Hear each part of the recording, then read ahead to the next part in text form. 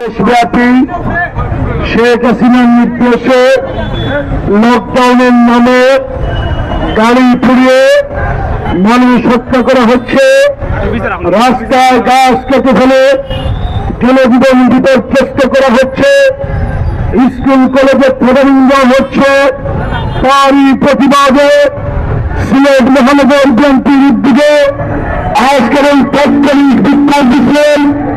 এই বিক্ষোভ মিছিলে আমাদের যুবদল, স্বেচ্ছাসেবক দল, ছাত্রদল, শ্রমিক দল, অন্য সংগঠনের নেতৃবৃন্দ উপস্থিত হয়েছেন। এছাড়া আমাদের মহানগর বিএনপির সহসভাপতিবৃন্দ, যুগ্ম সম্পাদকবৃন্দ, সম্পাদক মন্ডলীর সদস্যবৃন্দ, নির্বাহী কমিটির সদস্যবৃন্দ উপস্থিত হয়েছেন। তার জন্য মহানগর বিএনপির পক্ষ থেকে অসংখ্য ধন্যবাদ জানাচ্ছি।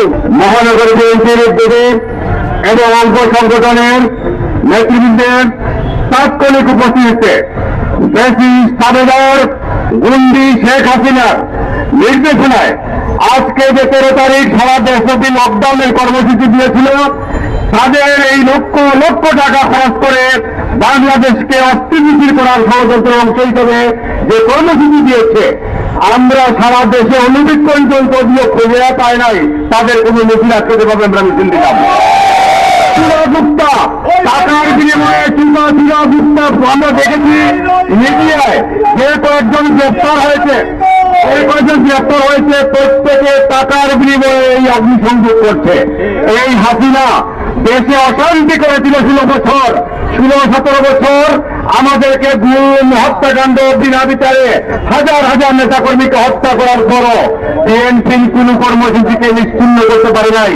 ইন্টারনেট বন্ধ করে দিয়েছে, আমাদের হুজুর রাষ্ট্রীয় গাড়িগুলো বন্ধ করার পরও বিএনপির প্রোগ্রাম কর্মসূচি হয়েছে। কিন্তু হাসিনা আজকে জাতির কাছে ক্ষমা চাওয়া উচিত ছিল। সে ইন্ডিয়ায় বসে আওয়ামী লীগের নেতাকর্মী, আওয়ামী লীগের পরিবারের আত্মীয় স্বজন, অমায়িক তাদের গুন্ডা, এই ঝামিল খান সবাই পালিয়ে গিয়ে আজকে অসহায় আওয়ামী লীগদের দিয়ে কর্মসূচি পালন করতে চায়।